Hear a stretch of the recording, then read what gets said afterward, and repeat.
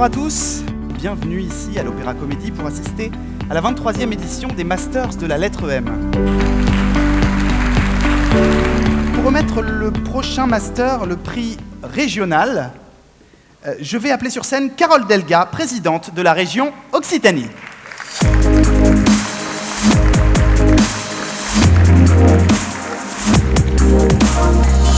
Bonsoir Madame Delga. Bonsoir. Merci infiniment de nous faire le plaisir de votre présence ce soir. Le déploiement du plan Littoral 21 est actuellement en cours, avec plus d'un quart du budget global estimé à 1 milliard d'euros d'ores et déjà attribués. Où en est-on exactement ? Alors, comme vous l'indiquez, le plan Littoral 21, c'est 1 milliard d'euros que nous avons réussi à mobiliser avec les partenaires, la Caisse des dépôts et consignations, et également l'État. 2017, c'était la première année. Nous avons mobilisé déjà un quart de l'enveloppe, donc 250 millions.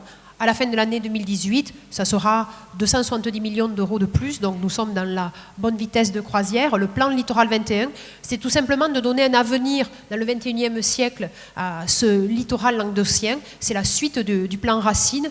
Et c'est de pouvoir démontrer que nous savons concilier sur notre littoral d'Occitanie et le développement économique, mais également la préservation environnementale. Alors, bien sûr, la Grande Motte et son projet de nouveau port en fait partie, mais c'est également des projets très novateurs comme les récifs artificiels au large d'Agde, c'est aussi Port-la-Nouvelle, mais également de l'éco-construction, par exemple dans les Pyrénées-Orientales, et des projets encore plus innovants, par exemple l'habitat flottant, comme à Gruissant.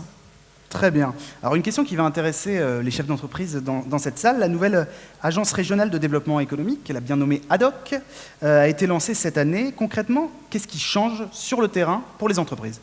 Alors, ce qui change sur le terrain, c'est qu'avant, il y avait 6 agences, donc je les ai fusionnées en une seule. Et surtout, pour les entreprises, ce que nous avons mis en place, c'est un dispositif de guichet unique.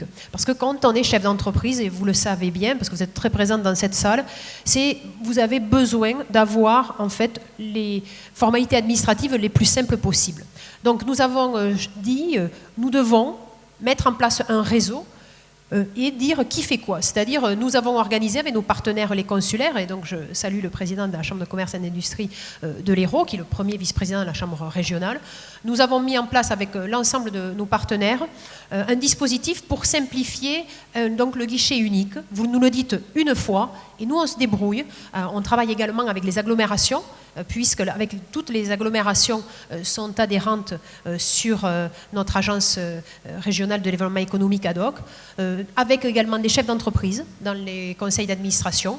Donc un dispositif simplifié, un guichet unique, des implantations dans les territoires. Sur l'Hérault, c'est bien sûr à Montpellier, à l'hôtel de région, mais c'est également dans notre maison de la région à Béziers. C'est le cas par exemple dans l'Aude avec la maison de la région à Narbonne, à Carcassonne. À Carcassonne, c'est dans la chambre de commerce et d'industrie. Un guichet unique, et puis après avec des contrats adaptés aux entreprises. Tout d'abord des passes pour les entreprises de moins de 50 salariés, où là j'ai imposé à mes services d'attribuer la subvention sur moins de 80 jours, parce que quand on est dans un investissement qui a un niveau qui n'est pas très élevé, on a besoin rapidement de le faire. Donc là, les services de la région, ils se mettent au temps de l'entreprise. Par exemple, des dispositifs aussi adaptés aux start-up. Alors on est en Occitanie, donc c'est des start-up. Des start-up. Ah oui. Voilà, OK. Voilà. Ouais, non, mais... Donc on fait aussi bien sur l'amorçage que sur la phase de croissance. Et puis aussi des outils financiers, parce que nous pouvons constater qu'en effet, en Occitanie, nous avons une belle croissance. Nous sommes la première région en France en termes de création d'emplois, mais nous devons là aussi mettre en place des outils financiers qui soient très spécifiques. C'est ce que nous faisons par exemple pour les entreprises de l'agroalimentaire avec la Banque européenne d'investissement, mais c'est ce que nous faisons aussi pour la transmission reprise. Donc un guichet unique, des formalités simplifiées et des dispositifs financiers adaptés aux besoins des entreprises, que ce soit en subvention directe, en avance remboursable ou également des aides pour le foncier, là en coopération avec les agglomérations. Merci beaucoup à vous pour ces précisions. Écoutez, je vous invite à ouvrir la toute dernière enveloppe contenant le nom du lauréat dans la catégorie du prix régional. Alors exactement, ça sera une lauréate, c'est Urbasolar. Je vais demander à Arnaud Mine, président, et Stéphanie Andrieux, directrice générale d'Urbasolar, de nous rejoindre sur scène. Le prix régional est décerné à Urbasolar.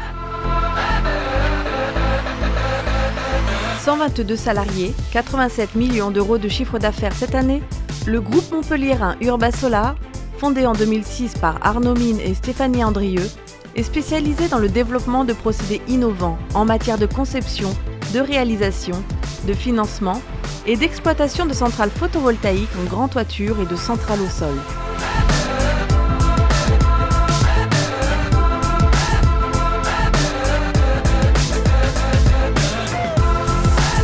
Présent dans une quinzaine de pays, Urbasolar vise pour 2018-2019 une croissance de 30% de son activité à l'international.